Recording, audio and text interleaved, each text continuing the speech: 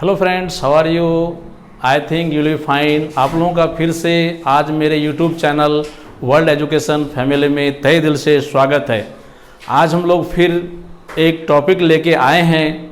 क्योंकि मैं प्रतिदिन कोई भी वीडियो में एक ही टॉपिक लेके आता हूं, क्योंकि मुझे एक ही दिन बच्चों को या स्टूडेंट्स को, लोगों को इंग्लिश का विद्वान नहीं बना देना है। इसलिए मैं सिर्फ एक ही टॉपिक का ही वीडियो पर डे बनाता हूं। तो हम लोग आज का टॉपिक देखते हैं। हिंदी में एक टर्म है, एक पद है, एक शब्द है सामने। हिंदी में एक शब्द है सामने, और उसके लिए इंग्लिश क्या होगा वो हम लोग जानते हैं, वो हम लोग देखते हैं। अगर पर्सन हो तो वहां बिफोर प्रीपोजिशन का प्रयोग होगा। गौर करोगे, यहां बिफोर प्रीपोजिशन है, आप लोग गौर करेंगे। बिफोर वर्ड यहां प्रीपोजिशन है। और अगर थिंग हो, कोई वस्तु हो, तो वहां सामने के अर्थ में इन फ्रंट ऑफ का प्रयोग होगा। तो सामने के अर्थ में कोई अगर पर्सन हो तो हम लोग बिफोर का प्रयोग करेंगे, और थिंग हो तो हम लोग इन फ्रंट ऑफ का प्रयोग करेंगे। लेकिन आम व्यवहारिक जीवन में मैंने देखा अच्छे अच्छे पढ़े लिखे लोग, अच्छे क्या कहता है कि क्वालिफाइड लोग, या आपको क्या कहता है कि गूगल में देखिए, कहीं पे भी देखिए, पढ़ाए लोग अपना डेली यूज में पर्सन के साथ भी इन फ्रंट ऑफ लगा देते हैं, पर्सन के साथ भी इन फ्रंट ऑफ का प्रयोग कर देते हैं। यहां तक मेरे साथ एक घटना हुआ कि मैं एक किताब लिखा हूं, डेली इंग्लिश स्पीकिंग। एक लड़के ने मुझे फोन करके बोला कि सर आप टीचर हैं, आप किताब लिखते हैं, आपको तो कुछ नॉलेज ही नहीं है। तो मैंने कहा बोलो बच्चा क्या हुआ?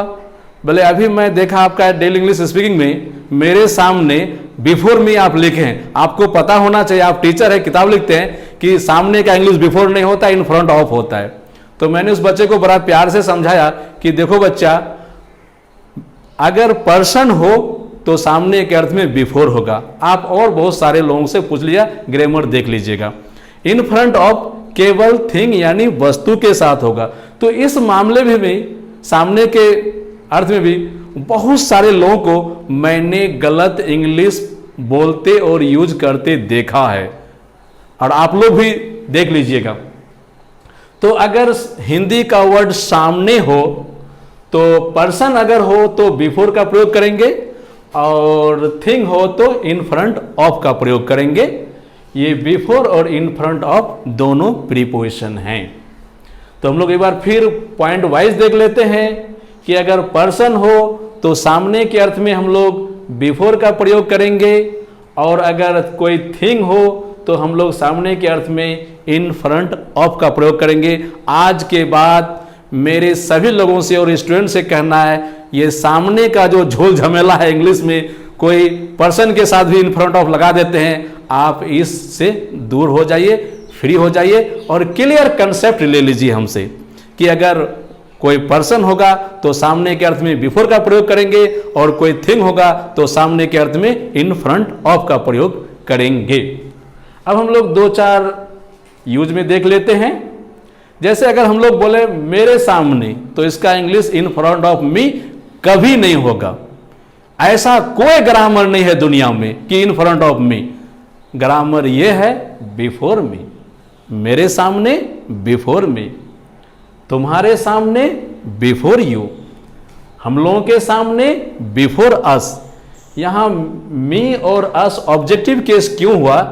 थोड़ा एक प्रीपोजिशन का रूल जान लो कि प्रीपोजिशन के बाद ऑब्जेक्टिव केस का प्रयोग होता है। गौर करोगे, प्रीपोजिशन के बाद हमेशा ऑब्जेक्टिव केस का प्रयोग होता है। और मैंने अभी बताया कि बिफोर और in front of both are prepositions, ये दोनों प्रीपोजिशन है, और प्रीपोजिशन के बाद हमेशा ऑब्जेक्टिव केस का प्रयोग किया जाता है। जैसे मेरे लिए फॉर मी, फॉर माई नहीं, फॉर मी।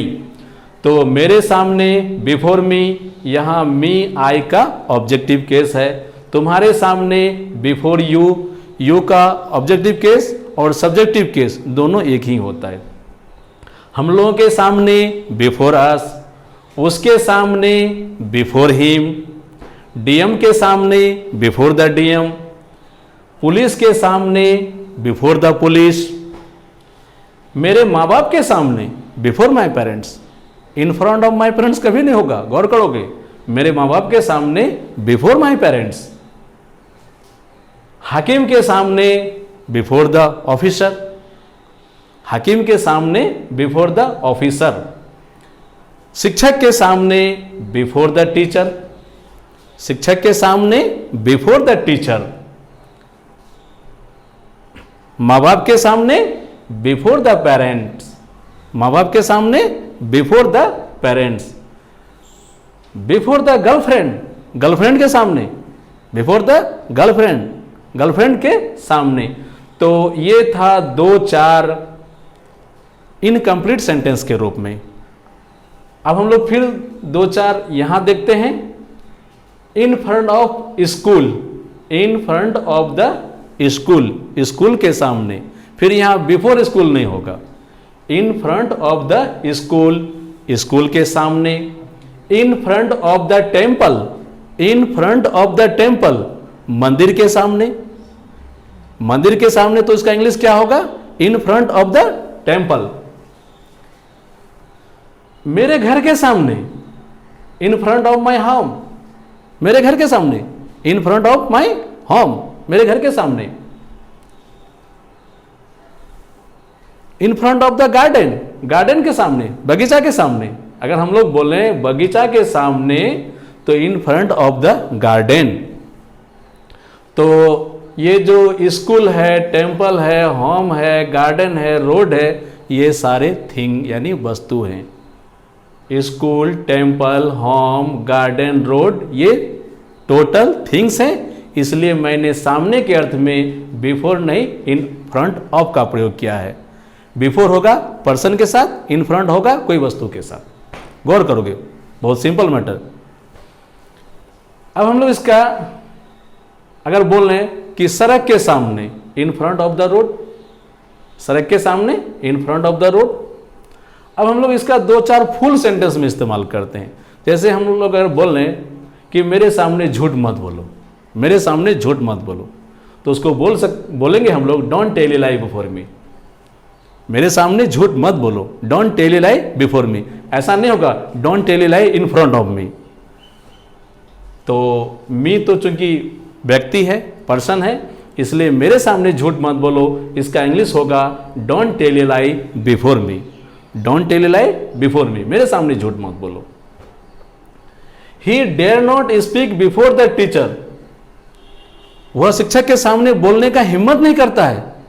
डेयर मतलब होता है हिम्मत करना, डेयर का अर्थ होता है हिम्मत करना। ही डेयर नॉट स्पीक, वह बोलने का हिम्मत नहीं करता है बिफोर द टीचर, शिक्षक के सामने। हालांकि डरना नहीं है, पूरे बच्चों से मेरा कहना है, पूरे स्टूडेंट से कहना है, आपको जब कोई सवाल पूछना है या पढ़ रहे हैं, आप बिना डर का टीचर से सब सवाल कीजिए।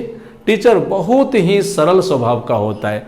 अपवाद में 1-2 टीचर होगा जो उदंड होगा या गुस्से वाले होंगे, नहीं तो ज़्यादातर टीचर बहुत सरल स्वभाव के होते हैं। इसलिए मेरे सभी स्टूडेंट से कहना है, आप बड़े प्यार से, डिसिप्लिन में हर तरह का क्वेश्चन अपने टीचर से पूछेंगे, डरना नहीं है। रविन्द्रनाथ टैगोर ने कहा है, भाई आमी भय करबो ना, भाई आमी भय करबो ना, 2 बेला मरबो ना।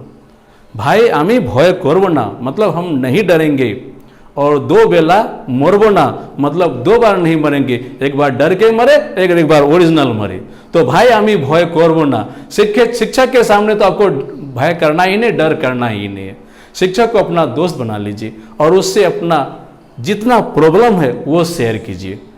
टीचर बड़े अच्छे होते हैं, बड़े सरल स्वभाव के टीचर होते हैं, डरना नहीं है। There is a pond in front of the temple, मंदिर के सामने एक तालाब है। इसका इंग्लिश होगा मंदिर के सामने एक तालाब है। देयर इज ए पॉन्ड, एक तालाब है, पॉन्ड माने तालाब। In front of the temple, मंदिर के सामने एक तालाब है। देयर इज ए चर्च, एक चर्च है। In front of my house, मेरे घर के सामने एक चर्च है। तो there is a church in front of my house, मेरे घर के सामने एक चर्च है। थैंक यू फ्रेंड्स, आज हम लोग एक बहुत अच्छा टॉपिक लेके आए कि सामने का इंग्लिश क्या होगा। हम लोग फिर एक बार गौर कर लेते हैं। पर्सन रहे तो बिफोर और थिंग रहे तो इन फ्रंट ऑफ। और ये भी हम लोग जानते हैं कि दुनिया में कोई भी काम में कुछ ना कुछ गलती और कमी रहेगा। इसलिए मेरे नोट में मैं नीचे लिख देता हूं, आज मैं 25 साल से +2 का इंग्लिश पढ़ा रहा हूं, sorry for any mistake and want.